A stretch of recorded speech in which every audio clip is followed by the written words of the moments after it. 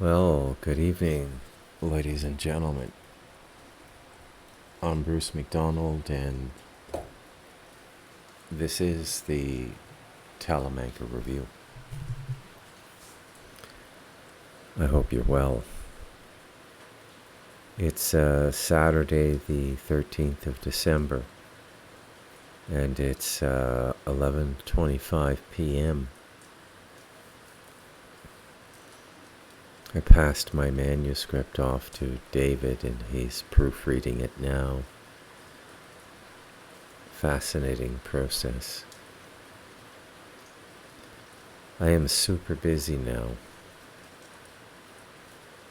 It appears as though God has extended me a line of credit. Or it's not credit, it's gift, I suppose. Remember, in my economy, God's currency is opportunity. And I am beset with opportunity now, and it's very beautiful. I feel very fortunate. I feel very grateful. Truly grateful. Nobody appreciates a meal more than somebody who has skipped 3, intentional or unintentional.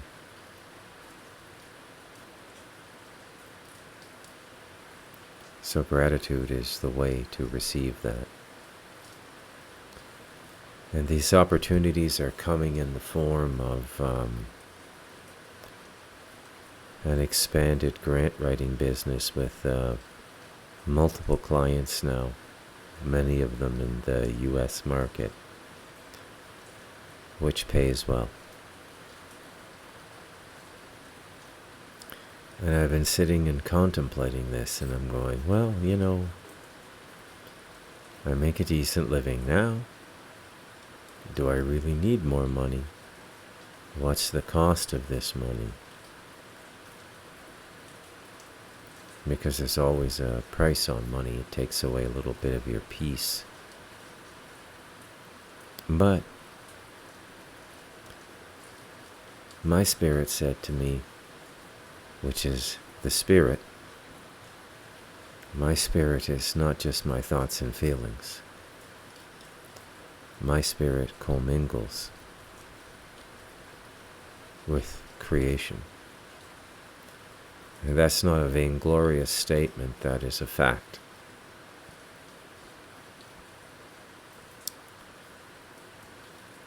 And this is different than opening up your chakras or what have you. I find myself accepting a lot of perceptual gifts now that I've had for quite a while, but I didn't want to acknowledge.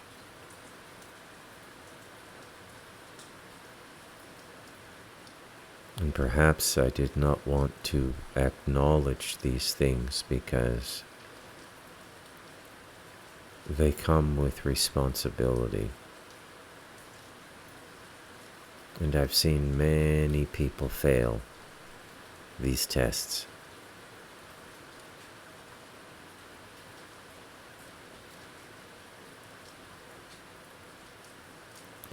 This reality will run you through a gauntlet of tests before it upgrades you.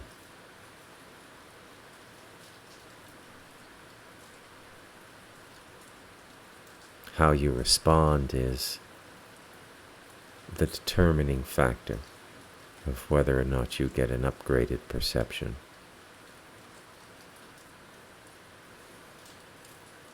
Which is a closer relationship with God, what I call God.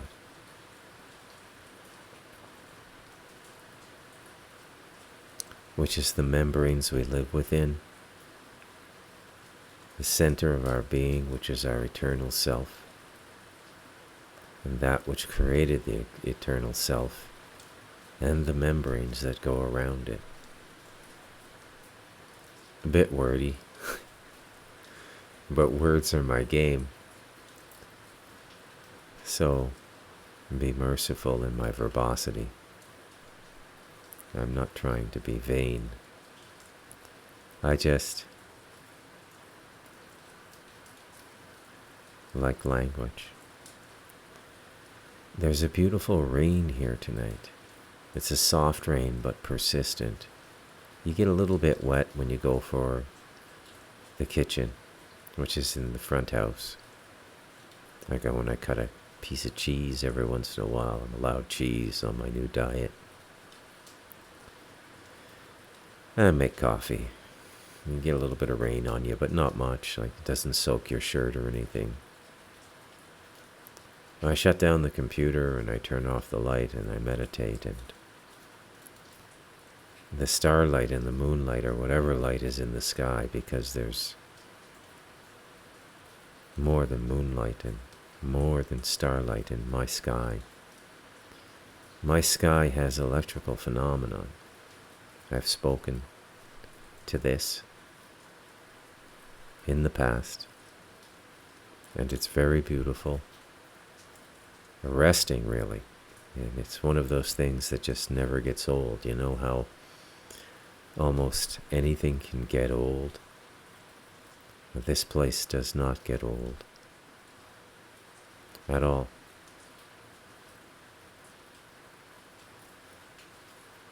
And I suppose that's because it's real. The most unreal thing here is me and the electromagnetic soup I create with 2 Starlink hookups and 5 computers. I can't change overnight, and I need the tech for my work.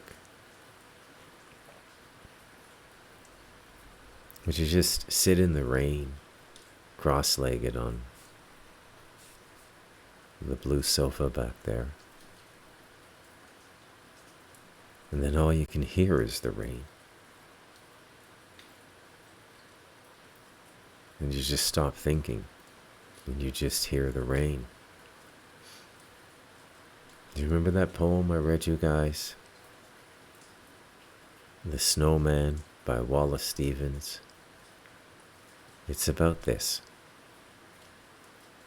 It's about when the beauty of something entrances you and you have a moment of being.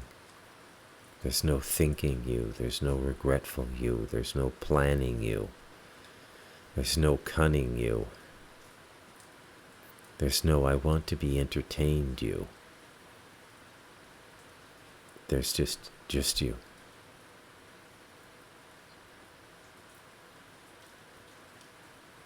It's interesting, eh? How the sound of the rain can do that.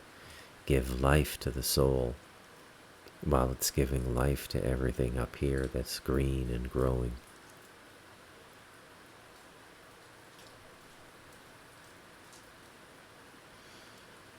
So my spirit, it said to me, or the spirit said to me, it's okay, Bruce. Work hard for a year or 2. Make the money, you're going to need it.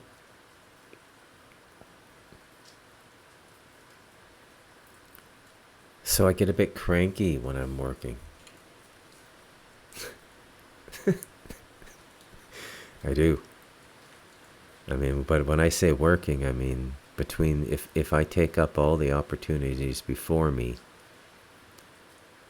which is to start a little boutique publishing company doing these transcript books, which capture the voice of people. It's not an AI book. I present that. It's not an AI book. The AI, you can set prompt scripts and agents that will go into 300,000, 500,000 words over 30, 40, 50 podcasts somebody has done over a year or 2. And you can say, capture this person's voice. And you can create an agent, and that agent will have 30, 40, 50 prompts in it. And by the time it's done, it can go through the transcripts and reproduce that speaking voice with no ums, no ahs. It's almost like they were just saved somehow. Their voice was saved or preserved, just like an audio recording, but it's a book. And you know my feeling about books, right? Books and me are very connected. I think reading is important.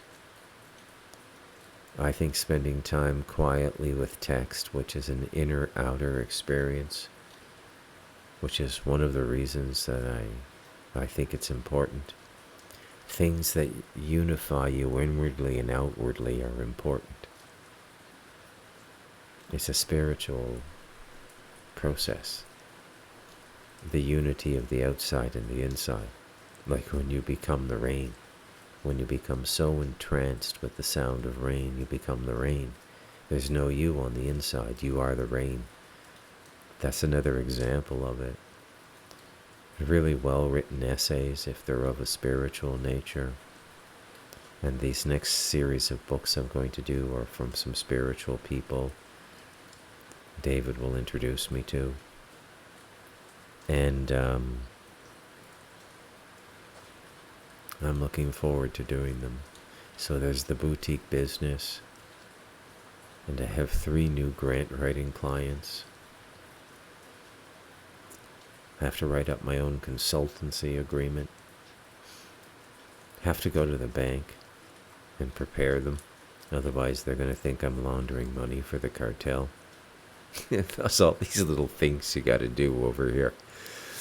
I shit you not. True story. All these little things you got to do over here. The bank will reject the money beyond a certain sum. I mean, if it's a wire transfer and you let's say you come over and you're a resident and you get what's called a pensionado residency, which means you're retired and you dump $50,000 into a Panamanian bank or an El Salvadoran bank, you're not going to have any problems because all your paperwork is in order. The bank knows you're retired and living in those countries, and so. But it's when you've got like 10, 15, 20, 25, $30,000 a month coming in every month in that cycle, especially that lunar cycle, all the AML warnings go up. You guys know what AML is? It's an acronym from the banking industry. It means anti-money laundering. I want to, because I don't think anything substantive is going to be accomplished in this podcast tonight. There's just something about Saturday night podcasts. I don't know what they are, but so given that nothing substantive like the chrysalis last night is going to happen tonight, other than me waxing on about the rain, which is kind of beautiful, I want to speak to some of the listeners without naming them. So to the person who sent me the long comment after finishing God as an Economist, thank you very much. It is right and correct that you laughed out loud multiple times. It is a comedy. It's a dark comedy. It's what the British call a black comedy. It's almost a Kubrick level of comedy. You know how Kubrick used to do that? You're on the verge of nuclear war and Dr. Strangelove, and Mandrake needs a dime to make a phone call, and he tells the colonel of the military forces that have breached the base, I want you to shoot into that Coca-Cola machine and get me a dime. This is life and death. We're on the cusp of World War III and nuclear Armageddon. And the colonel says, I can't do that, sir. It's private property. Damn you, man. Do you not realize the stakes here? All right. But I just have to warn you, you'll have to answer to the Coca-Cola company. That's Kubrick humor. Kubrick had a wicked sense of humor. Wicked.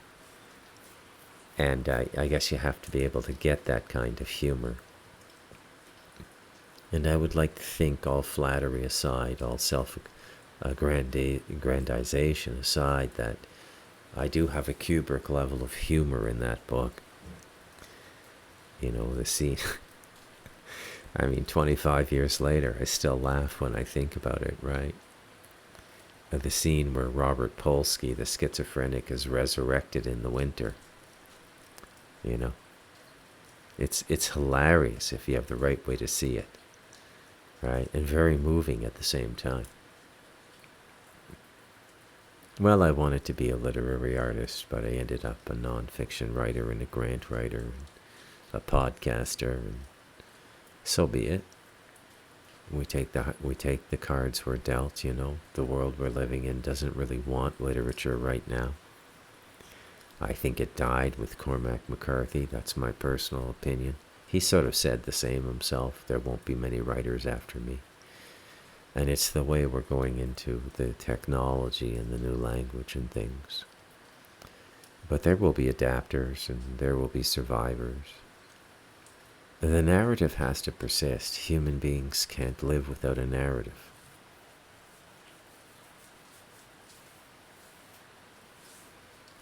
And that's a big part of what the forces we're working with now. I say working with, not against, because I don't want to conceptualize enemies anymore. You know, I don't care how dark they are. I really don't. At the end of the day, everything will be sorted out, you know. So there's nothing really to get too worked up about, but just to thematically sum up the point. This is essentially what the regime behind this instantiation of globalization is trying to do. Is they're trying to create a human being without a story. They're trying to create a human being without a culture.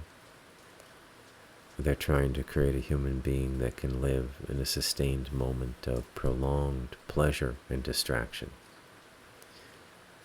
They're setting up an industrial level milking farm is what they're doing. Psychic milking.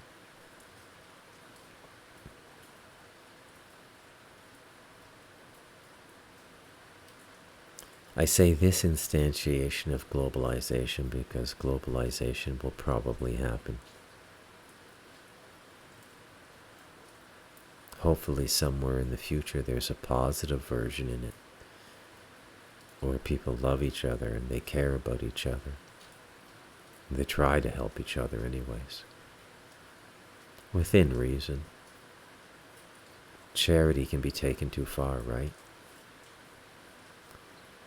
Sometimes it's better not to help people. It's better to let them hit rock bottom. If there is such a thing anymore, when you look at all these meth heads and crankheads and fentanyl people. It's so sad, you know, that a human being could get a life and do that with it, you know.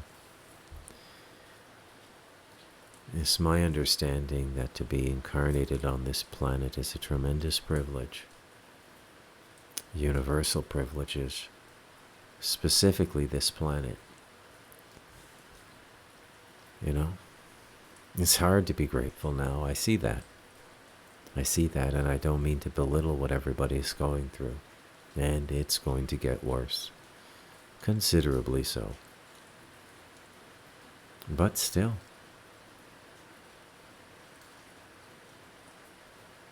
If you can understand this possibility of a human life here in this realm, I promise you, you'd have gratitude. There's nothing else to feel but gratitude.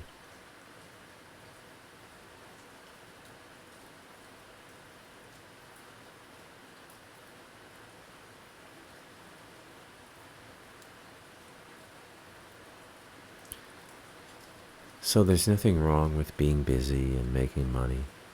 I mean, I've done this before. I've had years where I made $250,000.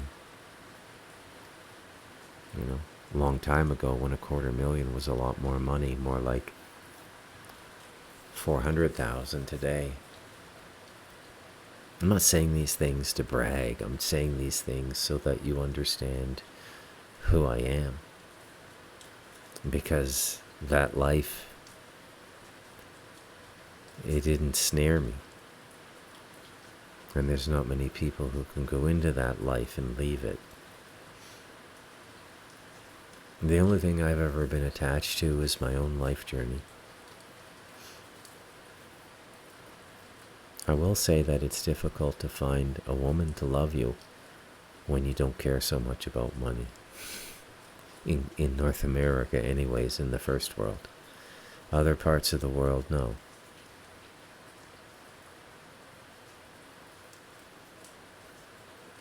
And if these opportunities come through, God willing, I'm going to invest it all in my pueblo and my people here and take care of this family. I'm going to make sure my nieces and nephews can go to college.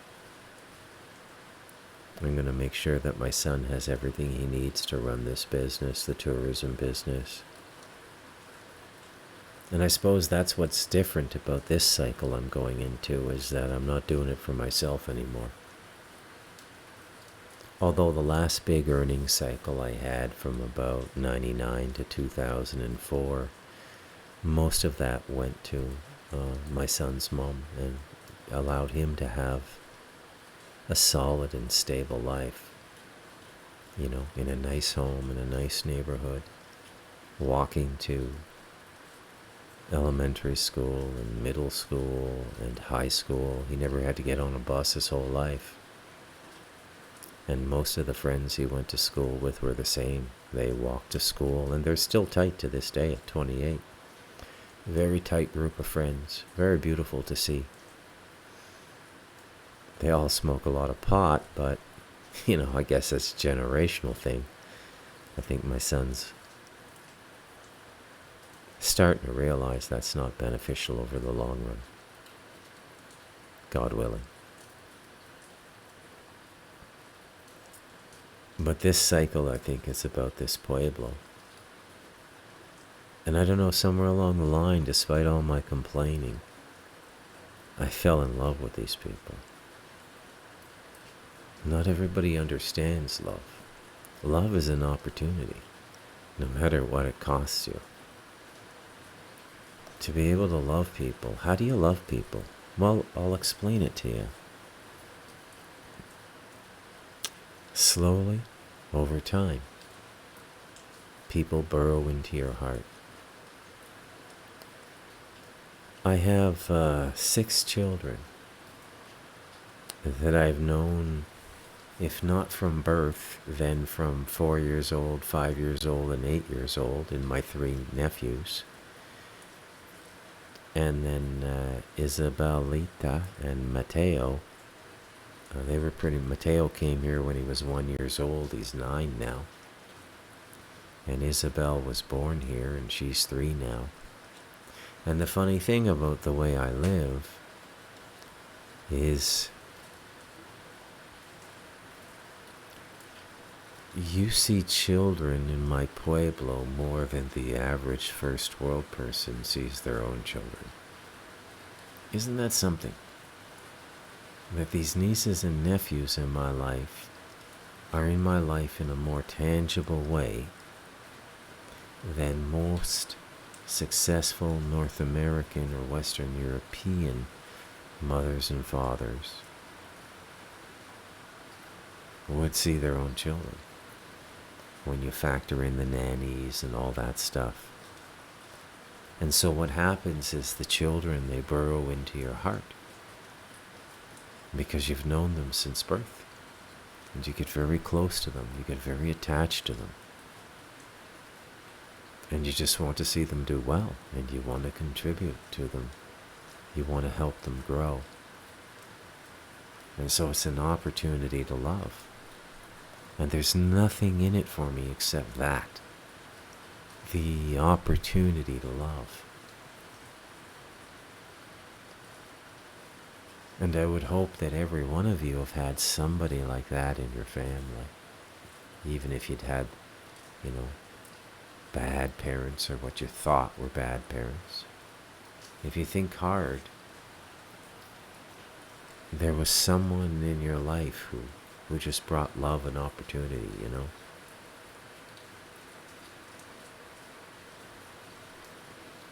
And that's a beautiful thing, to be able to love.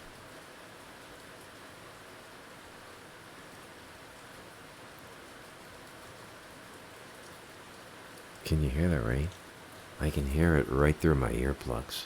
It's so beautiful. It's coming down a bit harder now. I love the rain in the tropics.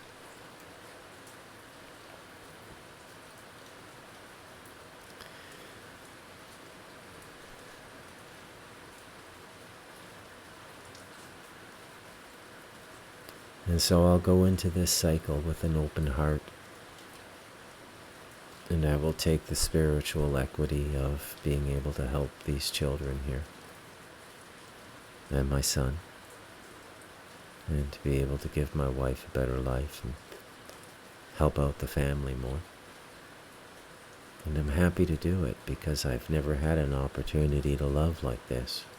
And it doesn't matter what you get out of it. It's important that these children, and quite frankly some of their parents, witness an opportunity of unconditional love and true sacrifice. Yeah, I'll give you $1,500 to go take this course. I'll pay your tuition. I mean, God willing, if I can do these things. I don't mean to sound like a saint in waiting,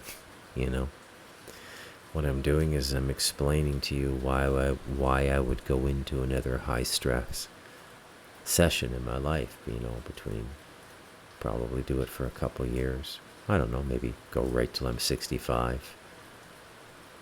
But it's, I can do all the work from this little office I podcast from. And as these AI books I've been working on and editing, they're curating, editing. These are 14-hour days, and when I get a little burned out and cranky, I just go to my meditation sofa. I generally set my alarm on my iPhone for 33 minutes, and I just go to a different wavelength and just completely rebirth. You can rebirth in 30 minutes, 33 minutes. That's all it takes. And you're a completely new person.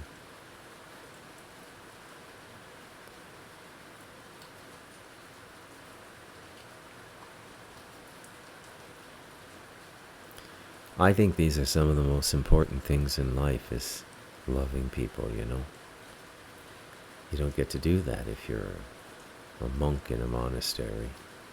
You get other things, but you don't get this opportunity, the opportunity to unconditionally love people. And it's a beautiful opportunity. Well, I think that's about it for tonight. I don't really think I have a lot going on in my head. I don't have any imperative or any message. I certainly don't want to start into any of the darkness of the world after the first 30 minutes I've done tonight. I'm going to call this podcast Saturday Rain, or maybe Saturday Rainfall, I don't know. I'm Bruce McDonald, and this has been the Talamanca Review.